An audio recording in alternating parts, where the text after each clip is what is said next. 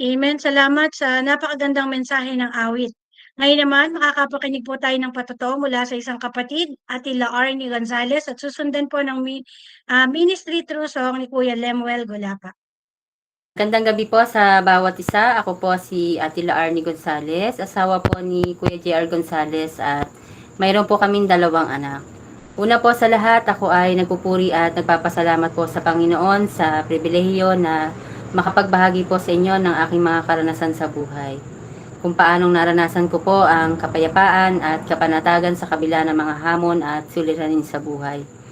Tunay na mabiyaya po ang ating Panginoon sa kabila na may mga pagkakataong nagkukulang po ako, ay naranasan ko po ang pagkilos niya sa aking buhay at maging sa aming sambahayan. Kami po ay kinasal noon ng aking asawa sa simbahan na aking kinamulatang pananampalataya. Kahit na alam kong hindi niya gusto at dahilan din po kung bakit hindi naging mabunga ang aming espiritual na buhay na magkasama. Hindi ko po siya nakakasama sa pagsimba at sa mga gawain na nakagalan namin noon. Ay palagi niya pong itinatanong kung para saan at bakit may ganun. Natunay na hindi ko naman po may paliwanag. Hanggang sa mag-aapat na taon na po ang aming anak, ay ganoon ang aming buhay mag-asawa. Magkahiwalay sa aming pananampalataya. Naiiwan po ang aking asawa sa bahay at kami mag-ina lamang po ang sumisimba. Bagamat hindi na po siya nakakadalo sa dating church na nooy BBCF at ngayon ay C4 na, ay nanatili sa kanyang puso't isipan kung ano ang tamang aral mula sa salita ng Diyos. Naging paulit-ulit po siya sa pagsasabi na mali yung mga gawain at pagkilala o pananampalatayang meron po ako noon. Nalulungkot po ako sa tuwing napunta po kami ng simbahan na hindi buo ang aming pamilya. Kung kaya sabi ko po sa aking asawa, ay doon na lamang po kami sisimba sa kung saan niya gusto. Dahil noon, ang nais ko lamang po ay magkakasama kaming magsimba bilang isang pamilya. At yun nga po, nagbalik po siya sa dati niyang dinadaluhang iglesia at kasama na kami ng kanyang panganay na anak. At habang tumatagal po sa pagdalo doon, ay unti-unting nagkaroon ako ng kaunawaan sa salita ng Diyos. Noong kami po ay bago pa lamang sa C4, isa po sa pagsubok na aming naranasan ay ang pagkakataon na hindi na po kayang alagaan ng aking biyanan, ang aming bunsong anak. Na mga panahon pong iyon ay walang-wala po kami.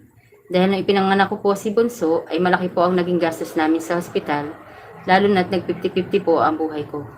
Kaya nalubog po kami sa utang. Sabi ko po noon, sana ay tiyagain muna ng aking biyanan na alagaan ng aming bunso hanggang sa makaahon po kami o makabayad sa mga utang. Lagi ko pong iniiyak yon hanggang sa napagdesisyonan na rin po namin na mag-resign na lamang po ako sa trabaho para maalagaan ang aming mga anak. Noong una, hindi ko po nakita ang maaaring maging bunga nito sa amin. Ang inisip ko lamang po noon ay kung paano na kami. Pero habang tumatagal at nagpapatuloy po kami sa pagkilala sa Lord kasama ang aming mga anak, nakita ko po na ito'y niloob ng Lord para kami ay buo bilang isang pamilya na sumasamba sa ating Panginoon.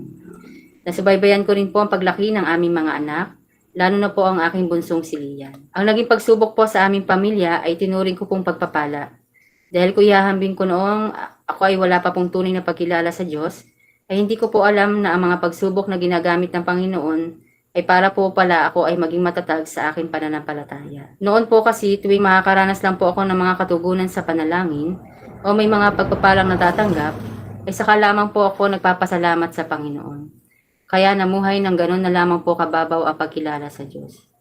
Pero sa biyaya po ng ating Panginoon, naging malinaw po sa akin na ito'y dapat ko ring ipagpasalamat sa Diyos. Ngayon po ay binata na ang aking anak na panganay, nakaranas man po ng mga problema sa kanya, dala ng kaabalahan sa pag-aaral. At iba pa, ay nakita ko po na kailanman ay hindi kami pinabayaan ng Lord para siya ay may tuwid at mapaalalahanan. Sa pamamagitan naman po ng aming bunso na simula baby, hanggang sa nakalakihan na rin po ang pagsimba lagi, ay nakita ko ang kahalagahan ng mayroong magulang na gumagabay sa kanya sa larang espiritual at matulungang mahubog ang kanyang pagkatao ayon sa turo at aral ng salita ng Diyos. Ngayong 11 years old na po siya, natuto po siyang manalangin sa bawat araw at pagkakataon. Kapag po siya ay nag-aalala, nagkakaroon po siya ng kapanatagan ng isip kapag nagpapapray po siya. O kaya nagsasabi po siya na, "Mami, ipasama niyo po ako sa prayer." At sa kanyang murang edad ay naging mapanalanginin po siya. Sa bawat pag-aaral naman po ng aming SBC, ay nakikinig po siya at mapagsiyasat sa salita ng Diyos. Kapag mayroon pong hindi naintindihan, ay nagtatanong po siya talaga. Salamat sa Panginoon sa komunidad ng C4 na naging katuwang din po namin sa pagpapalaki, paggabay at pagtuturo sa aming mga anak. Sa ngayon din po sa biyaya ng ating Panginoon, ako po ay nakakasama na rin sa mga gawain sa ating komunidad at nakapag-enroll bilang isang estudyante ng CCI. Isang pagpapala po sa akin ang mga gawain ng pag-aaral ng salita ng Diyos dahil mas lalo ko pong nakita kung sino ako sa harap ng ating Panginoon. Salamat po sa Panginoon na kami napunta sa komunidad ng C4, maging sa buhay ng ating mga tagapanguna na tapat na nagtuturo at may paninindigan sa tamang katuruan at patuloy na nagsisikap na matulungan ang bawat isa sa paglago sa pagkakilala sa ating Panginoon.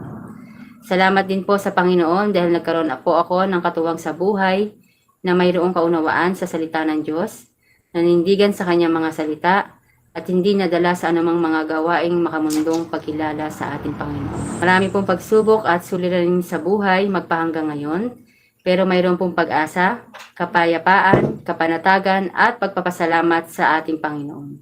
Nasa pamamagitan po ng mga pagsubok, nakita ka namin ang mabiyayang pagkilos niya sa aming buhay. Dahil sa tulong ng ating Panginoon ay natuto po kami magpasalamat sa lahat ng bagay, ito man ay pagsubok na naranasan. At kinikilala na sa lahat ng pinagdaraan ng ito, ang Diyos ang may kontrol at makapangyayari. Siya magbibigay ng kapayapaan at katatagan sa bawat isa. Sabi nga po sa kanyang mga salita sa unang Thessalonica 5:16-18, magala kayong lagi, palagi kayong manalangin at magpasalamat kayo sa Diyos sa lahat ng pagkakataon, sapagkat ito ang kalooban ng Diyos para sa inyo, sa inyong pakikipag-isa kay Kristo Jesus. Muli, magandang gabi po sa bawat isa. Sa Diyos po ang pinakamataas na papuri at pasasalamat.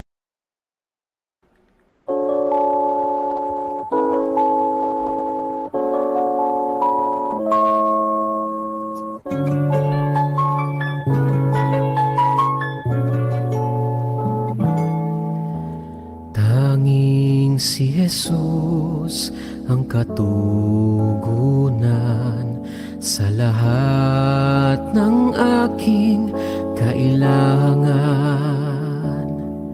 Dahil naranasan ang kanyang kadakilaan, ang lahat ko'y inialay sa kanya. Tagumpay ay tunay ngang nakamtan nang magtiwala sa kanyang kapangyarihan. Di na mangangamba dumating man ang kabiguan, pagkat ang pag-asa at buhay ko'y si Jesus.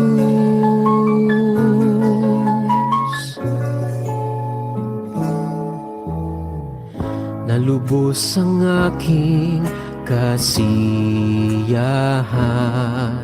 nawala ang pag-aalinlangan. Mayroong katiyakan ang aking patutunguhan, si Jesus doon sa'kin naghihintay. Tagumpay ay tunay ngang nakamtan nang magtiwala sa kanyang kapangyarihan. Di na mangangamba dumating man ng kabiguan, pagkat ang pag-asa at buhay ko'y si Jesus. Tagumpay ay tunay ngang nakamtan nang magtiwala sa kanyang kapangyarihan. Di na mangangamba dumating man ang kabiguan, pagkat ang pag-asa at buhay ko'y si Jesus.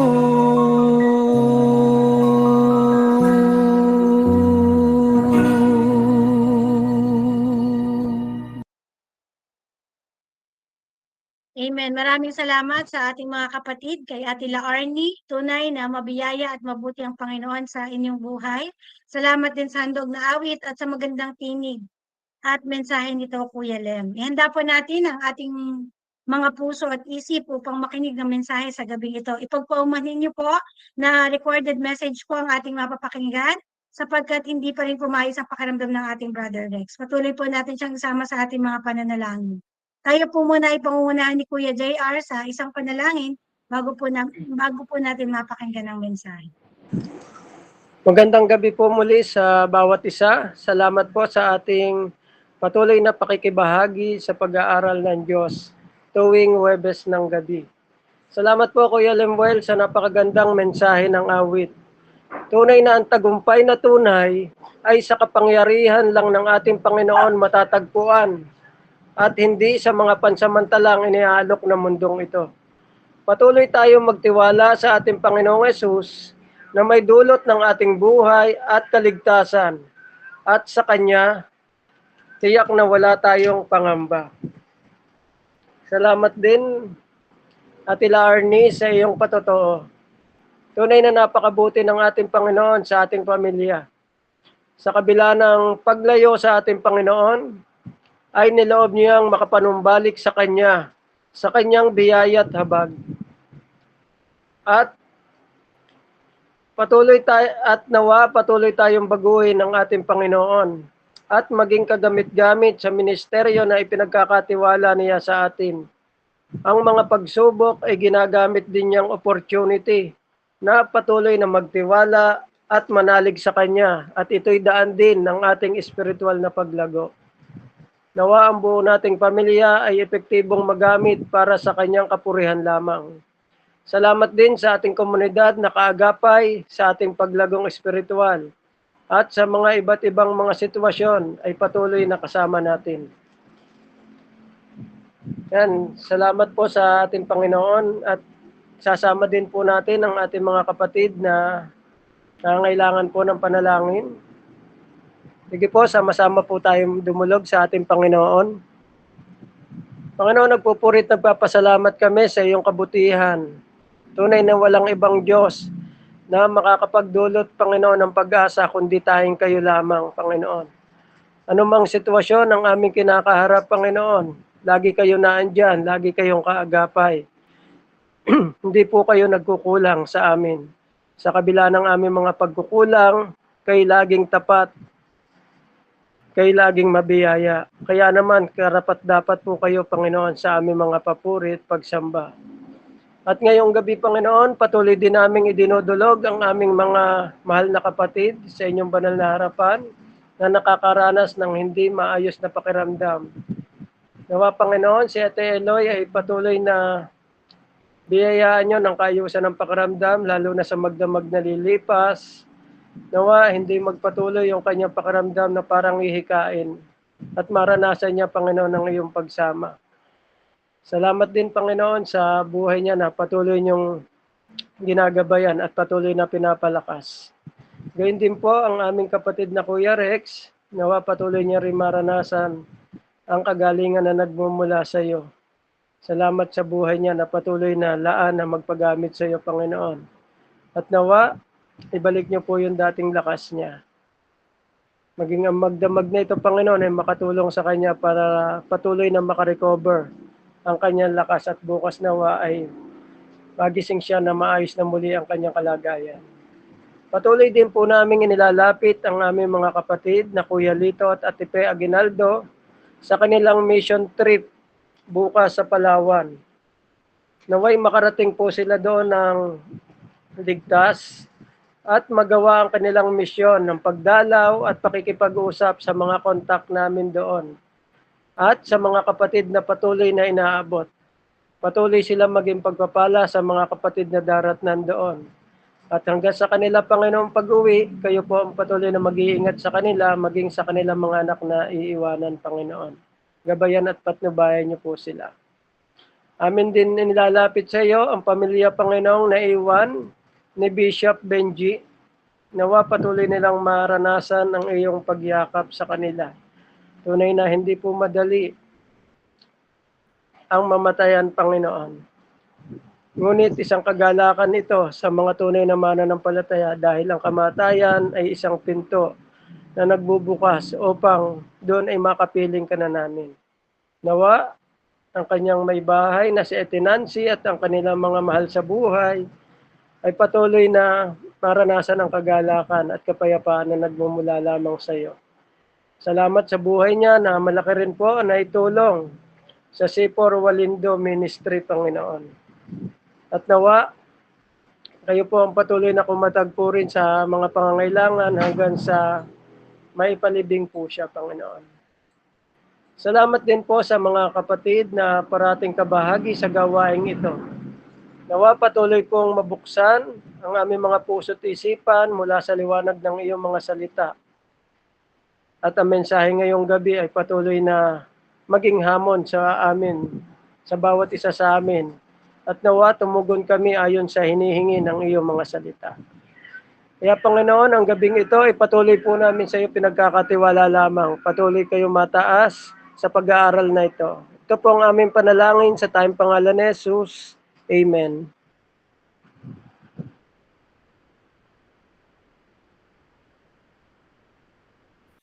Magandang gabi po sa bawat isa sa inyo. Tayo po ay magpapatuloy sa atin pong pag-aaral. At sa pagkakataon pong ito, nais nating pasumulan sa pamamagitan ng pag-alam sa atin pong tema.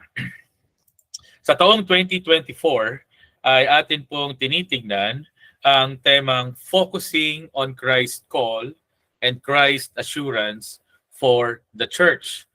Merong dakilang pastol na tumatawag sa kanyang mga tupa.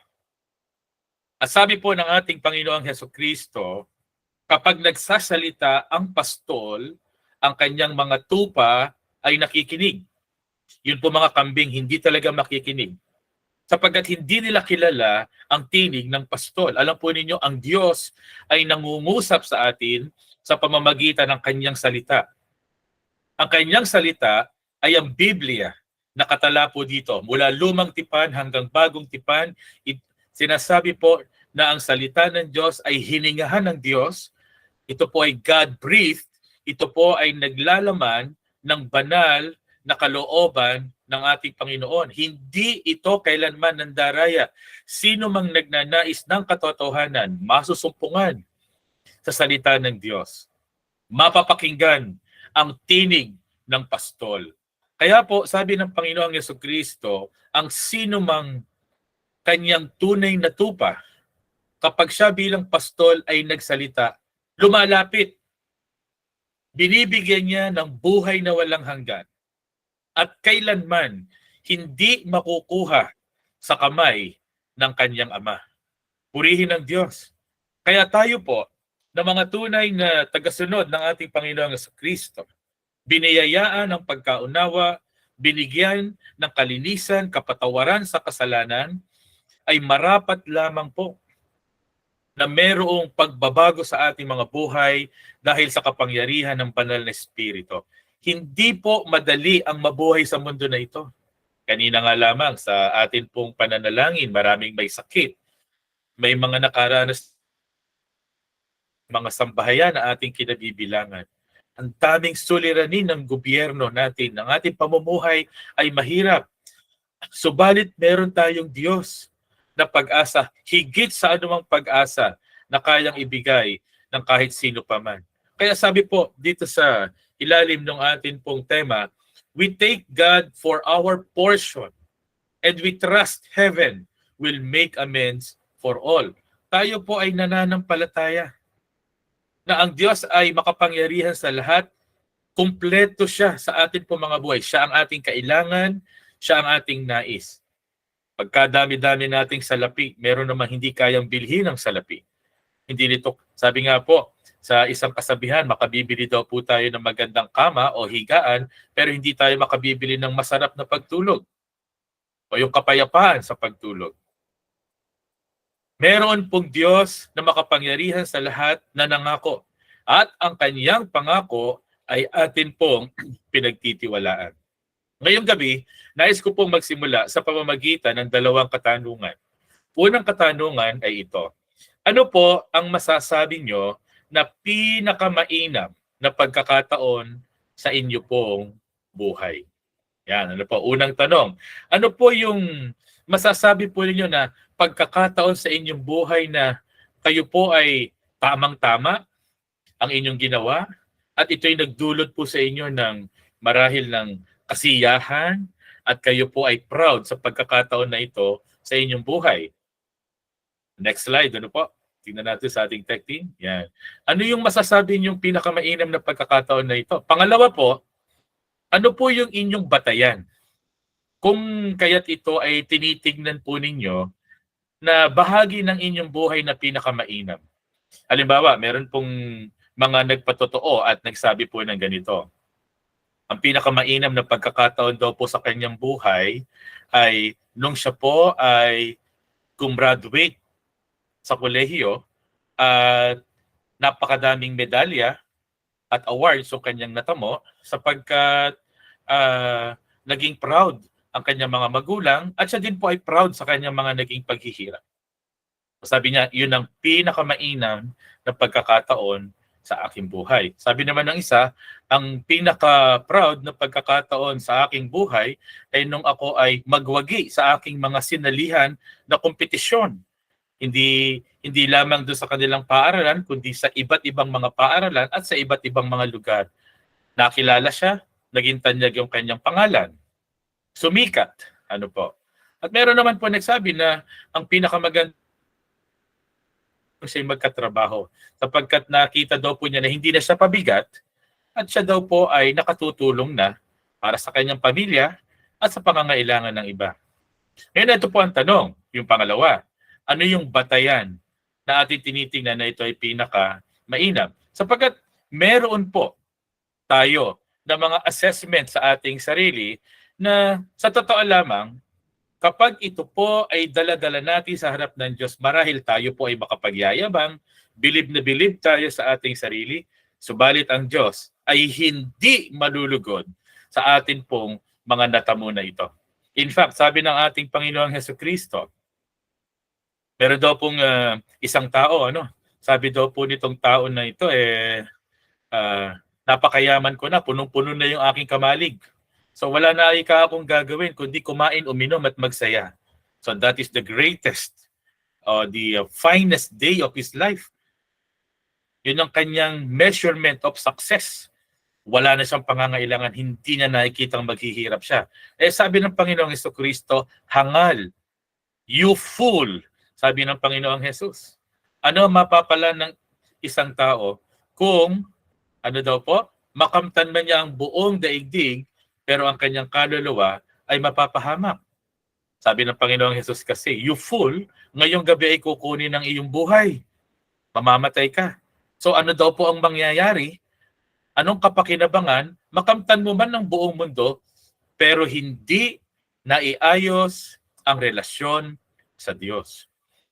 Hindi po dapat, minamahal na mga kapatid, at ito po ay dapat maging laman ng ating panalangin, na tayo po ay pumanaw sa mundo na ito na hindi natin napagbulayan anong relasyon meron tayo sa Diyos at ano ang dapat na tungkuling ibinibigay natin sa Kanya.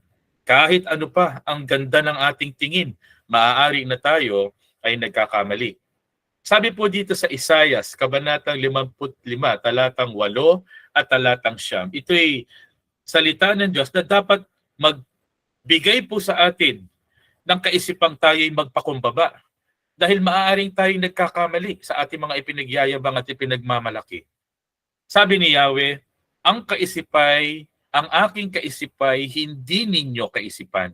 Ang inyong kaparaanan, hindi ko kaparaanan.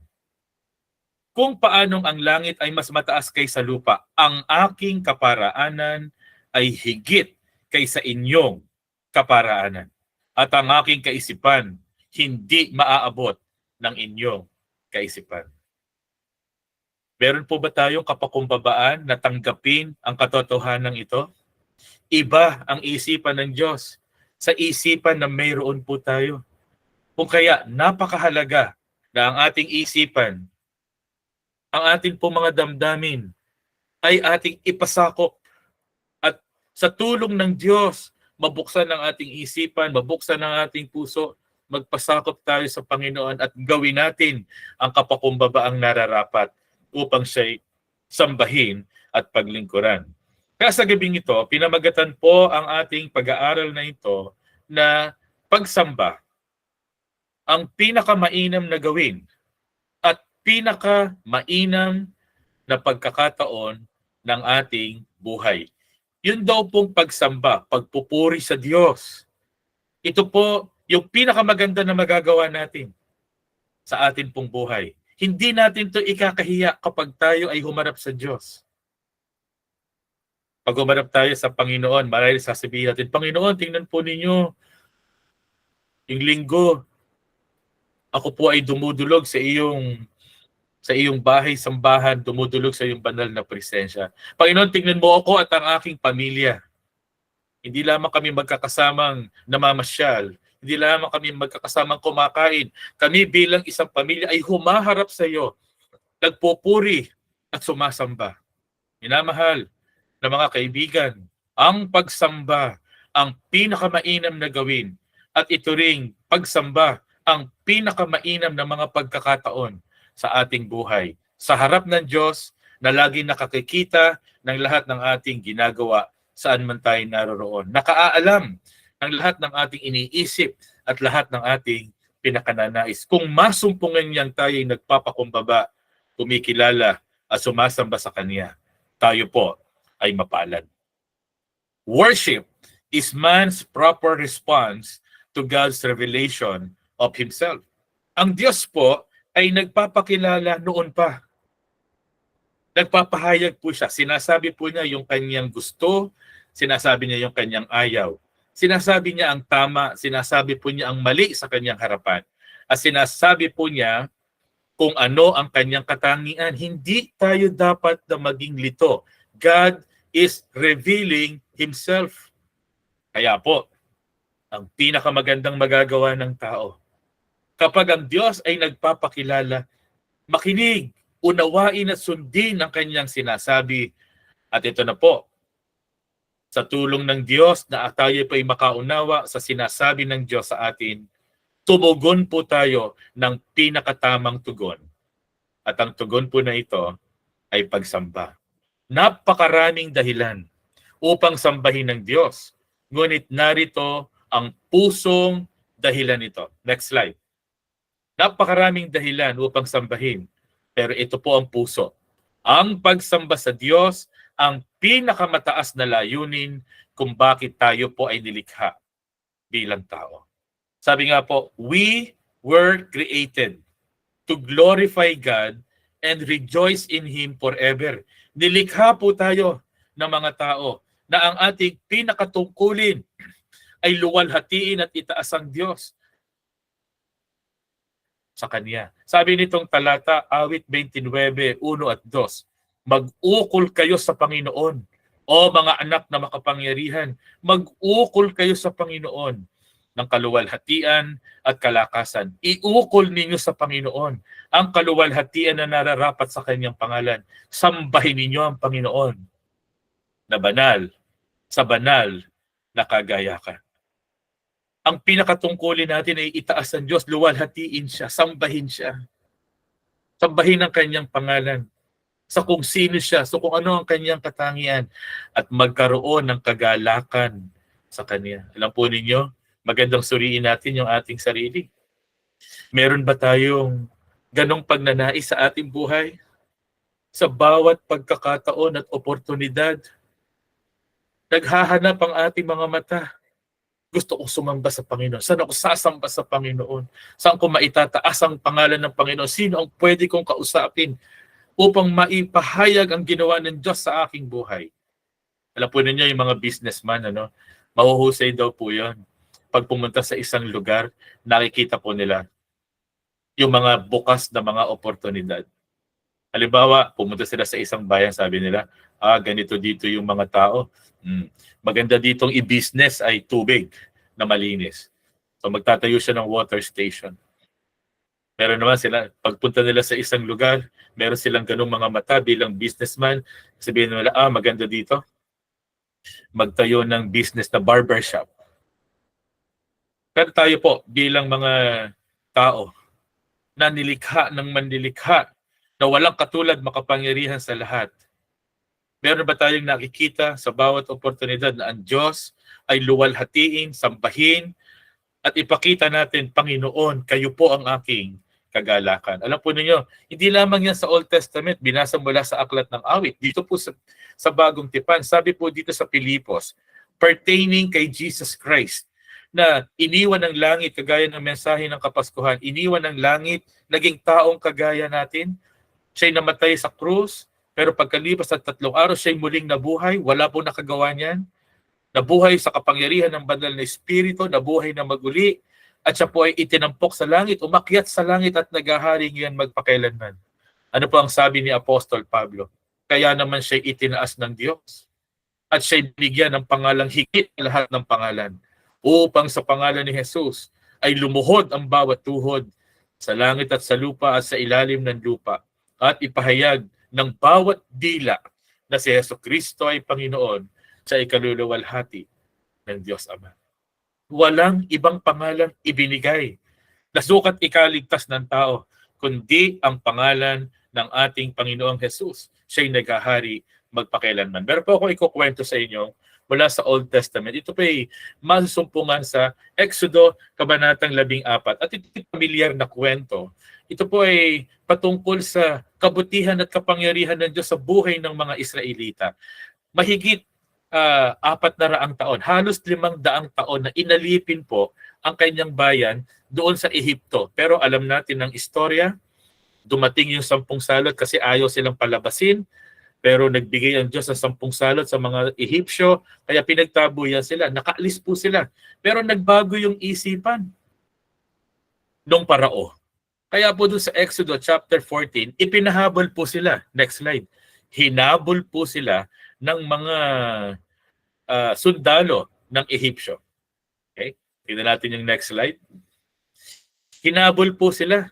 Kaya natakot yung mga Israelita. Sabi nila, papatayin ba tayo ng Diyos dito? Akala naman namin nakatakas na kami. Yung pala, dito lang pala kami hahabulin at dito kami papatayin. Moises, anong gagawin mo? Anong gagawin ng Diyos? Sa kapangyarihan ng Diyos, inutusan si Moises na itaas ang kanyang kamay para hatiin ang dagat na pula. At nahati ang dagat na pula. At matapos na ito po ay mahati, dumaan ang mga Israelita. Next slide. Dumaan sila sa tuyong lupa.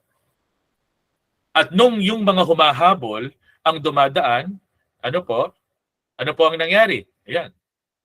Nung hinahabol po sila, muling nagsanib yung 2 parte ng tubig. Next slide. Itinaas ni Moises yung kanyang kamay, bumalik yung dagat na pula sa pagiging isang body of water. Nalunod ang mga humahabol. At nakita po ng mga Israelita ang pagpapalaya ng Diyos. Nakita ng mga Israelita ang kapangyarihan ng Diyos.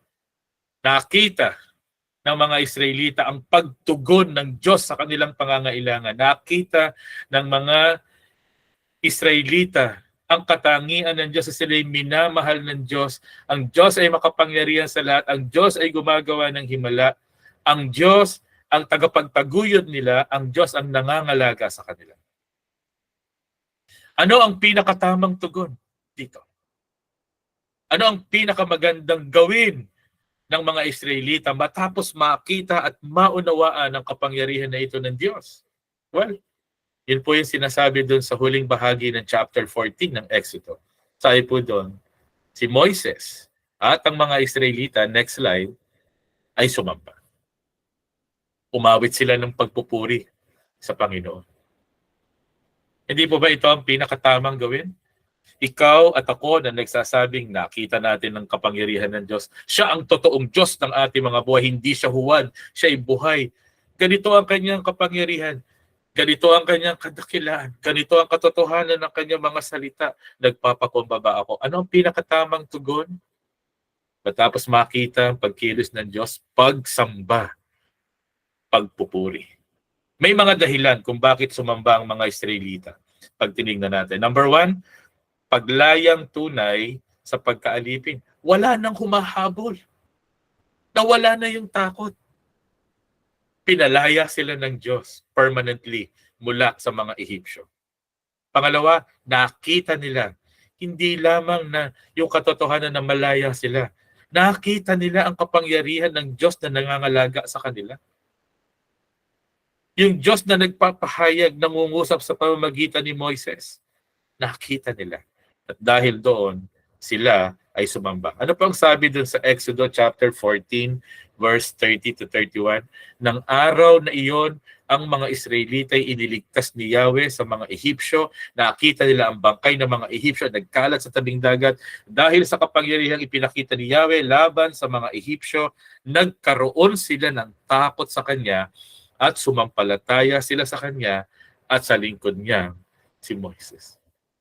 Dahil nagpahayag ang Diyos at nakita nila ang katotohanan na ang Diyos ay buhay, sila'y sumamba.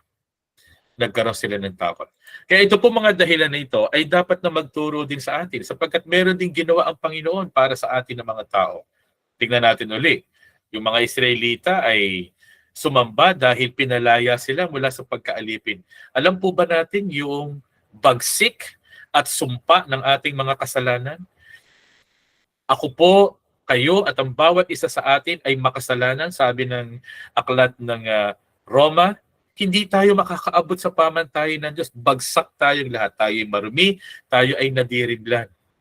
Pero dahil sa habag ng Diyos, dahil sa kanyang biyaya, ibinigay ang Panginoong Hesukristo upang tayo po ay mapalaya. Sabi ng Panginoong Jesus, nung siya'y nangangaral, ang pinalaya ng anak ay tunay na malaya. Doon sa krus ng Kalbaryo, namatay ang Panginoong Jesus upang tubusin tayo sa ating karumihan, sa ating kadiliman at bigyan tayo ng kaligtasan at ng buhay na walang hanggan.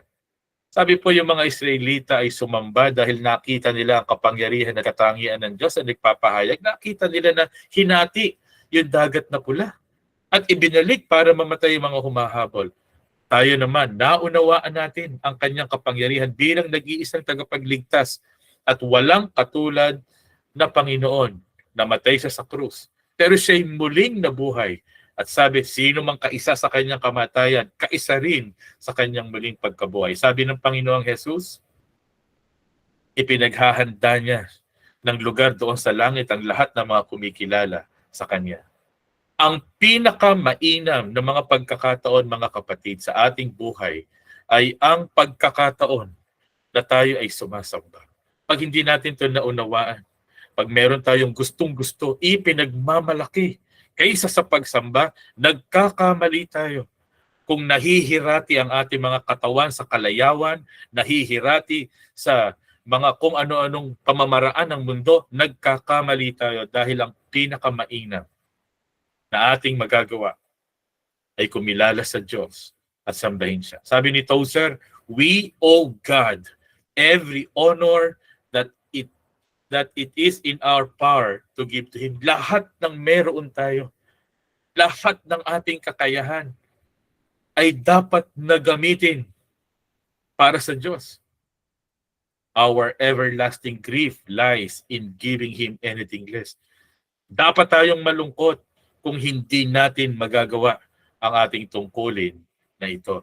Sabi pa niya, what comes into our minds when we think about God is the most important thing about God. Kapag tayo ay nag-iisip patungkol sa Diyos, kung ano yung nasa isip natin, yun ay nagpapakita kung sino tayo sa harap ng Diyos. Halimbawa, may mga nag-iisip, yung Diyos naman basta pag birthday mo, sumimba ka. At saka pag pag Pasko, sumimba ka. Tsaka lagi naman akong sumasamba sa Diyos kahit nasaan ako. Hindi naman totoo. Pero yung sinasabing pagpapahalaga ng higit sa lahat, pagsunod sa sinasabi ng salita ng Diyos, ito po ang pinakamahalaga. At nagsasabi ito kung sino tayo sa harap ng Panginoon. Low views of God destroy the gospel for all who hold them. Tingnan natin mabuti yung ating mga sarili. Kasali po dito sa Exodo chapter 15 verses 1 to 3, anong ginawa nitong mga Israelita at ni Moises? Inawit ni Moises at ng mga Israelita para kay Yahweh ito. Itong si Yahweh ay aking aawitan. Sa kanyang tinampang dakilang tagumpay. Ang mga kabayo't kawal ng kaaway sa pusod ng dagat lahat na tabunan. Si Yahweh ang aking kapangyarihan at kalakasan. Siya ang sa akin nagdudulot ng kaligtasan. Siya ay aking Diyos na aking pupurihin. Diyos ng aking Ama, aking dadakilain. Siya isang mandirigma. Yahweh ang kanyang pangalan. Napakagandang pagbulayan kung sino ang Diyos. At matapos na tayo sa biyaya ng Diyos ay makaunawa, napakagandang pagmasdan ang tayo'y sumamba. At opo, idadagdag ko, napakagandang pagmasdan kung tayo kasama ng ating pamilya, kasama ng ating mga kaibigan ay kumikilala sa nag-iisang Diyos na buhay. Ano yung kanilang mga kagalakan ng pagsamba na nakalagay po dito? Magalak dahil sa tagumpay ang Diyos. Hindi natatalo ang Diyos natin. Magalak dahil sa kanyang lakas. Walang kagaya ang lakas ng Panginoon na nag-iisa. Magalak dahil siya ang ating awit. Ang tanging nararapat na awitin ay ang kanyang kapurihan. Meron kahit mga nagsasabing mga mananampalataya na, yung pong inaawit natin, walang kwenta. Pag minsan, kahit nga yung hindi natin nauunawaan ng mga kanta ng mga Koreano o ng mga Incheck o kahit pa nga Ingles, na hindi natin alam, may bastos ang mga lyrics kinakanta natin dahil dalang-dala tayo sa pamamaraan ng mundo. Pero sana kapag tayo ay umawit, yung ating awit magtataas para sa Panginoon. Magalak daw tayo sa pagsamba dahil siya ang ating kaligtasan.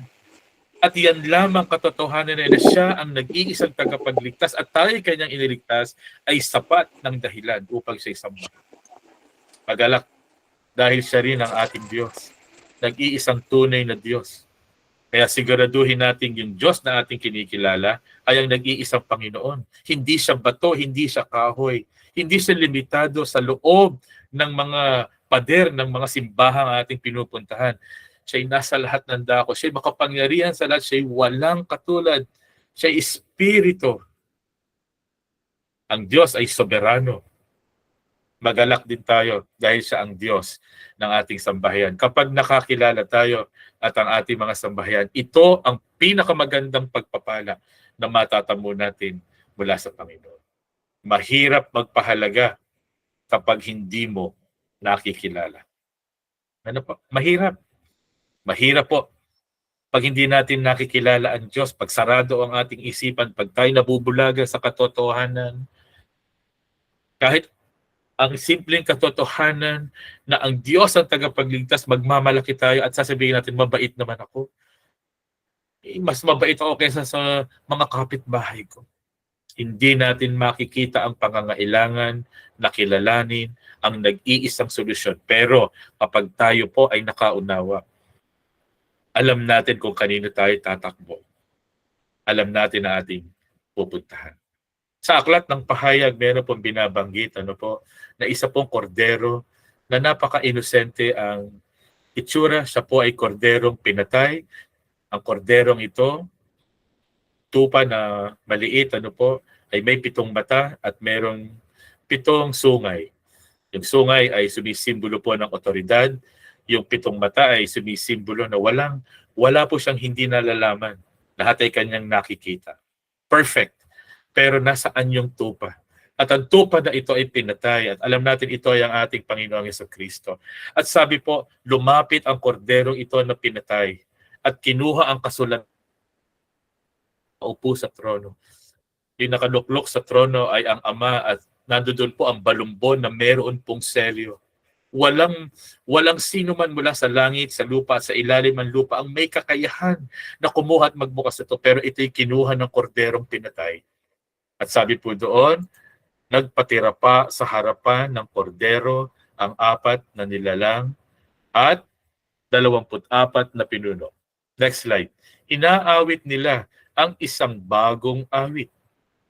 Sabi doon sa awit, ikaw ang karapat dapat na kumuha sa kasulatan at ang dapat na sumira sa mga selyo na yun. Ang Panginoong Hesukristo na namatay doon sa krus ay nagdala po ng biyayang walang katulad. Ang tugon natin ay dapat na pagsamba. Kaya hindi totoo na si Kristo ay hindi Diyos, siya'y tunay na Diyos. Siya'y sinasamba sa langit ng lahat. Ikaw ba'y mananamba ng Panginoong Diyos? Sabi po dito sa next slide, Jesus is worthy of all worship. Alam mo ba yung ginawa para sa iyo ng Panginoong Jesus kung ikaw ay tunay na tupa? Dapat mo siyang sambahin, walang iba. Walang ibang dapat panalanginan kundi ang ating Ama sa Langit sa pangalan ng Panginoong Jesucristo. Nais ko magtapos sa pamamagitan ng unang Juan, Kabanatang 1, talatang 1 hanggang 3. At ito ang layunin ng hope meeting na ito upang ideklara kung sino si Jesus. Sabi ni Apostol Juan, sumusulat kami sa inyo tungkol sa kanya na sa simula pa'y siya na ang salita na nagbibigay buhay. Siya ay aming narinig at nakita, napagmasdan at nahawakan, nahayag ang buhay na ito, nakita namin, pinatotohanan namin at ipinapangaral sa inyo ang buhay na walang hanggan na kasama ng Ama at nahayag sa amin. Ipinapahayag nga namin sa inyo ang aming nakita at narinig upang makasama kayo sa aming pakikiisa sa Ama at sa kanyang anak na si Jesucristo. Nakita ni Apostol Juan at ng mga apostol ang kadakilaan ng Panginoong Jesus. Siya'y walang katulad. Dalangin po namin, buksan ng Panginoon ang isip at puso ng bawat isang nakikinig sa atin ngayong gabi sa virtual na pagtitipan na ito. At makita natin ang nag-iisang pag-asa, ang ating Panginoong Jesus. Siya ang nag-iisang tagapagligtas. Awitin po natin ang ating response song.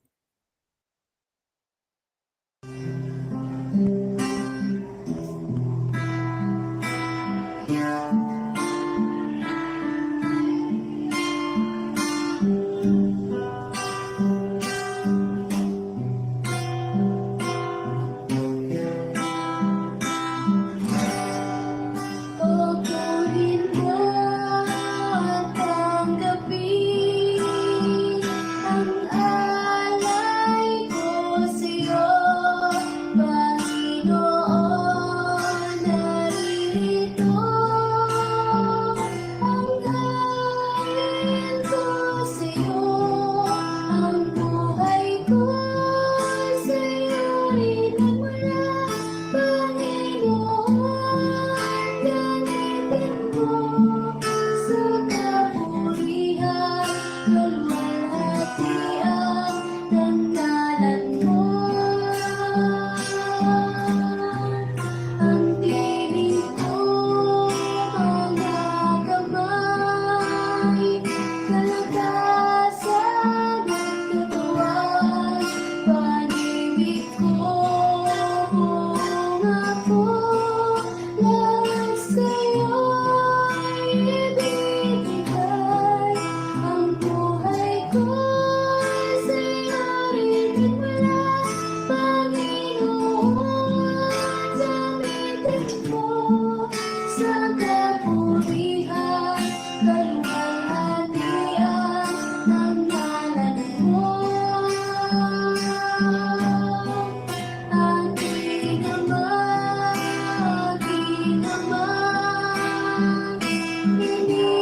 iniibig kita, sambit ang labi ko'y nagsasabi, minamahal kita, ang puso ko, ang isip ko, aking lakas at kaluluwa, sa iyo, Panginoon, sumasamba.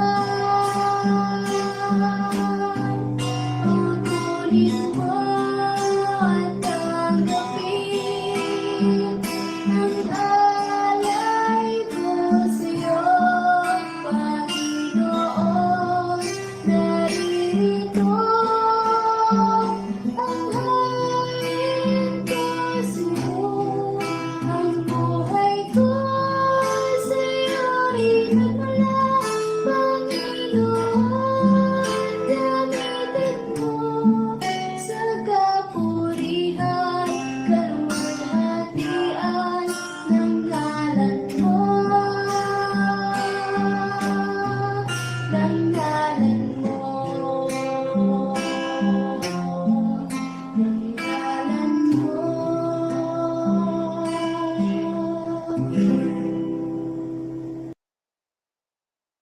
Tayo po ay manalangin. Anumang meron kami ay mula sa iyo. Aming Ama, kayo po ang aming manlilikha. Kayo po ay makapangyarihan sa lahat at walang katulad. Kahabagan po ninyo kami. Tulungan po ninyo kami na makaunawa. Sa iyong kapangyarihan, tulungan po ninyong bawat isa sa amin na mabuksan ang aming isip at puso. Panginoon, tawagin po ninyo ang inyong kawan. Tawagin po ninyo ang inyong mga tupa. Dalangin namin ang aming mga mahal sa buhay na makaunawa. Dalangin namin ang aming mga kaibigan na makita walang makahihigit sa iyong anak at nag-iisang tagapagligtas namin ang aming Panginoong Jesus.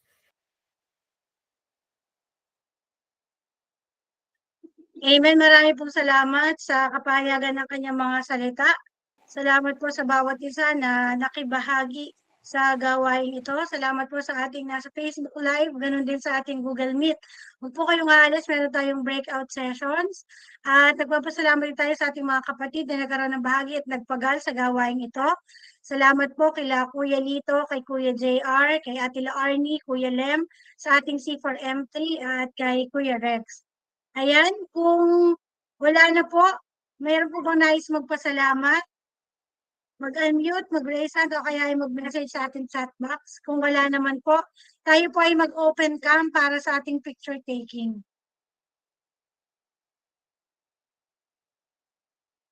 Ayan, sige po, wait natin yung iba. Okay po, bibilang ako ng 3. 1, 2, 3. Isa pa po. 1, 2, 3. Maraming salamat po sa bawat isa. See you po sa ating breakout sessions. Salamat sa bawat isa.